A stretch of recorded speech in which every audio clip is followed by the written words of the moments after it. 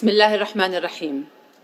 Your Holiness, Pope Francis, thank you for convening this critical summit and for your unconditional commitment to the world's children. Years ago, you published a collection of letters from boys and girls around the world, along with your responses. In one of them, a young refugee, Muhammad, asked you, "Will the world be again as it was in the past?" He wanted to know if his life would ever be the same. It is a question that plagues millions of children whose entire worlds have been turned inside out by war, and it is one with no easy answers. The Convention for the Rights of the Child is the most widely ratified human rights treaty in history. In theory, the consensus is clear: every right for every child. Yet, so many children around the world are excluded from this promise, particularly in war zones. Worse yet, people have grown desensitized to their pain. Today, 1 in 6 children on Earth live in areas affected by conflict. 1 in 6. Every day, dozens of them are killed or maimed. They are robbed of every right to life and security, but also to education, health, privacy, and protection from abuse. Anyone who has ever cared for a child understands the instinct to shield them from distress. But in the rage of war, there is no protecting children from humanity's cruelest impulses. Our worst nightmares become their daytime. In every news report or video flagged sensitive on social media, they are there, bleeding and covering their ears after an airstrike, burned so badly their own parents can't even recognize them, taking in horrors that have been blurred from our screens for our protection. Think about that. Their lived reality is deemed too graphic for even adults to watch.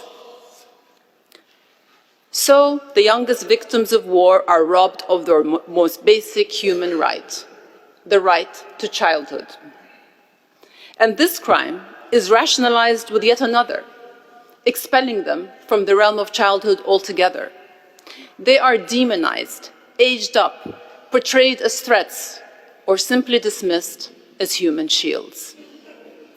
From Palestine to Sudan, Yemen to Myanmar and beyond, this unchilding creates chasms in our compassion.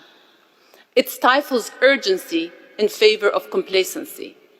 It allows politicians to sidestep blame, to put narrow agendas above collective obligations.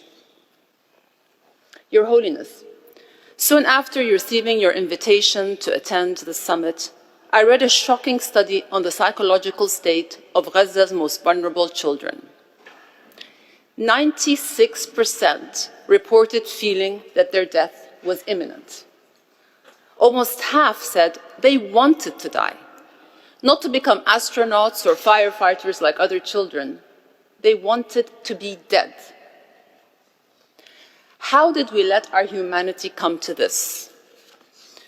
A status quo that deems some children's suffering acceptable based on their name, faith, or the land of their birth, where every child's fate depends on where they fall on some artificial line between our children and theirs. Without equal application, global commitments ring hollow. Because if a right can be willfully denied, then it is not a right at all. It is a privilege for the lucky few. As this day proceeds and children's rights are explored from every angle, we cannot lose sight of those who wake up every day and wonder, will the world be again as it was in the past? Your Holiness, your answer to Muhammad's question was this: no, when the time comes, the world will not be as it was. It will be far better than it was in the past. That beautiful vision is still entirely within our grasp, but only if we make it so. Every right for every child, That is the promise the world made to the children with disabilities, the refugees, the orphaned, and the abandoned.